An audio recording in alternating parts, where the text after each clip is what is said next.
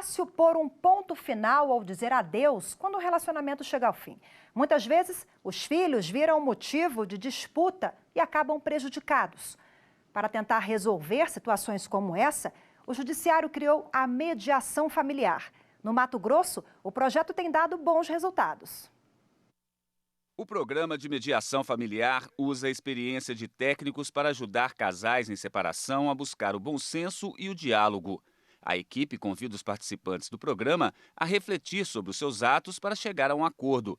Essa mãe de 18 anos buscou a ajuda das mediadoras e chegou à conclusão de que errou.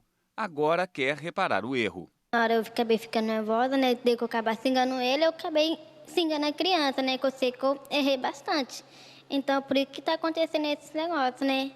Aí, o que eu queria era a guarda compartilhada. Eles aconselham muito, né? O conselho é bom para as duas partes. E é bom para a criança também. A gestora do Centro Judiciário, Sejusc, afirma que as práticas restaurativas oferecidas conseguem mudar comportamentos. Na maioria das vezes, nós temos situações aqui de pessoas que não conseguiam falar, que não conseguiam se comunicar de maneira positiva e produtiva, né? E as pessoas saem daqui conseguindo construir um diálogo, principalmente visando o bem-estar da criança ou do adolescente, conforme o caso.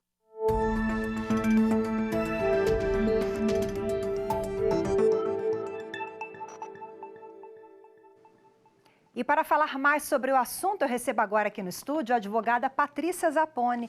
Patrícia, seja bem-vinda. Muito obrigada pela sua presença. Eu que agradeço a oportunidade de sempre. Bom, eu queria que você explicasse a diferença entre a mediação familiar e o acordo. São coisas diferentes, são propostas diferentes? São propostas diferentes. Na mediação familiar, existe uma ressignificação de papéis. Assim, os cônjuges podem se separar, marido e mulher, porém, tenta-se nessa oitiva, né, da mediação, eles colocam todos os conflitos emocionais, as dificuldades, a fala de cada um e a posição de cada um. Aí há uma ressignificação do papel de pai e mãe. Então, eles colocam uma nova visão dessa vida. Reconstroem, aparam as arestas, porque é uma questão social a da mediação. É uma mediação social, é uma outra oitiva, numa outra perspectiva.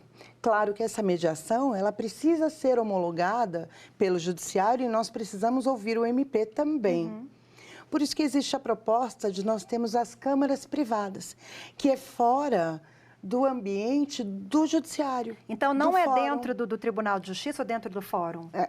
Aqui no DF, nós temos a autorização de termos as câmaras privadas de mediação, que tira aquela família dentro do ambiente do tribunal, do julgamento. Então, é uma humanização do próprio Judiciário, é um outro olhar para aquela família.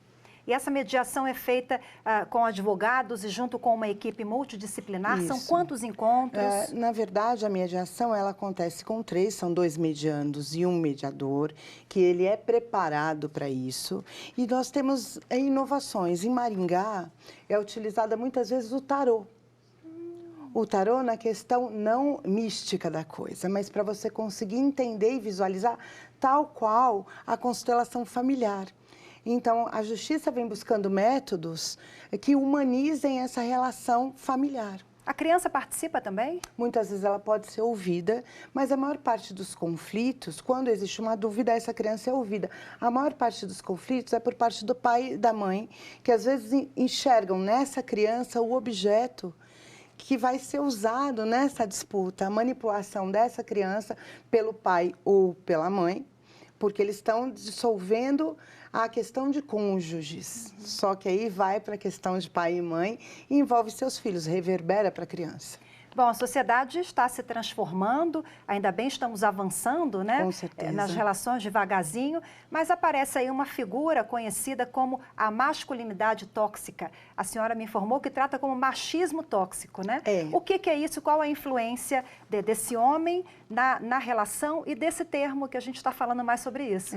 Nós trabalhamos os homens, na verdade nós temos a rede de proteção a vítimas, Laço Branco Brasil, que são homens que lutam nesse combate. Nós temos a capacitação destes homens Primeiro nós trabalhamos com homens não ofensores, depois com os ofensores, porque nós capacitamos os não ofensores para trabalhar com os ofensores. E mudar o conceito, a ressignificação do homem dentro do lar. As posturas do homem perante a sociedade e perante o lar. Quando eu falo de masculinidade tóxica, eu não estou querendo dizer que o homem cisgênero, ele tem que deixar de ser masculino. Por isso que eu falo do machismo tóxico, que a própria mulher, ela também é machista. Os conceitos é que tem que mudar. A sociedade, né? Como Hoje mesmo, nos 16 dias de ativismo, nós compartilhamos um post, né? Homem lava a louça e ajuda a sua esposa. E eu tive posturas de mulheres dizendo, mas as tarefas, elas têm que ser compartilhadas. Sim, mas eu estou falando para aquele homem que nem ajudar ele consegue. Então, nós temos que começar a desconstrução por ajudar e depois, posteriormente, dizer, não, a tarefa é compartilhada. Então, é isso que nós trabalhamos, a questão da própria mãe, quando está educando aquela criança, aquele menino, tratar meninos e meninas de maneira igual, igualitária. Por que que você tem que ajudar a mamãe a arrumar a cama e seu irmão não precisa? Não, seu irmão também tem que ajudar. A gentileza é uma coisa que tem que ser mantida. Nós temos um trabalho com os embaixadores mirins, que ocorre na Escola Superior de Polícia Civil, do DF, em que nós voltamos com a gentileza. Os meninos esperarem as meninas na fila, as meninas se servirem primeiro. Não é diminuir aquela menina, mas deixar ele consciente de que ele tem que respeitar a menina. Que, mais uma vez, né, a gente entra na questão do respeito, que até a mediação traz.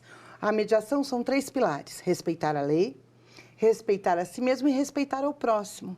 Que a gente traz essa questão da mediação para dentro do laço branco e tenta trabalhar com as mães, com os pais de menina e com a sociedade no geral é diferente. Ok, Patrícia, infelizmente o nosso tempo é curto, esse assunto rende, né? Parabéns pela sua atuação nessa área e muito obrigada pela entrevista. Eu que agradeço. Muito obrigada e boa tarde.